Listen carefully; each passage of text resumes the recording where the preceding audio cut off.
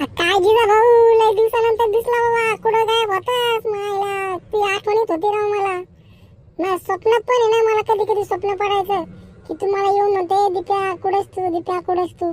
यार खरंच म्हणजे मला आज तू दिसला, माझं भाग्यच उजळलं बघ जिजा भाऊ. खरंच मन प्रसन्न झालं बघ तुला बघून. आई शपथ. हा का? आता मायला तुका मला झाडावर चढवायला काय? बारवा प्यार तो किती बाराच मला माहिती आहे ना. बुटक भोक्या दीप्या या असं येतो.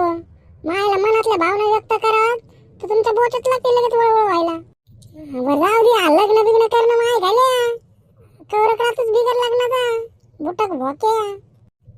ते मायचा दाना मग लग्नाचं सोड. लेट बॉडी बिडी बनवलेस तू आजकाल.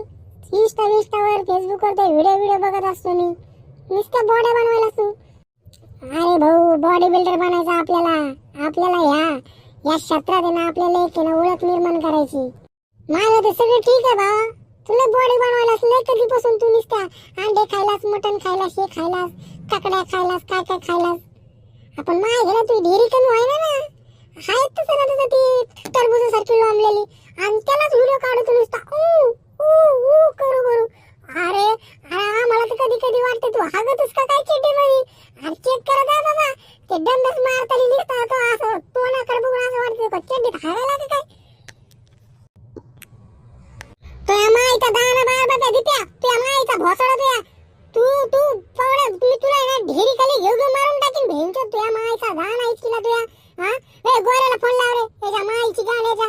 या दोघांनी मिळून मला मारलं होतं गोट्यानी दीप्यानी. आता बदला घेतो. ए बोला गोऱ्या पव्या बाय या याच्या माईचा दाना याला तुडू हाणतो आज. हागी तुझ्या बार बाबाला शेटीत मी आज. आजीला भाऊ तुम्ही सगळे जरी आले ना, शेटाचा पण फाटा वाकडा करू शकत नाहीत. मेंगे हो निघा.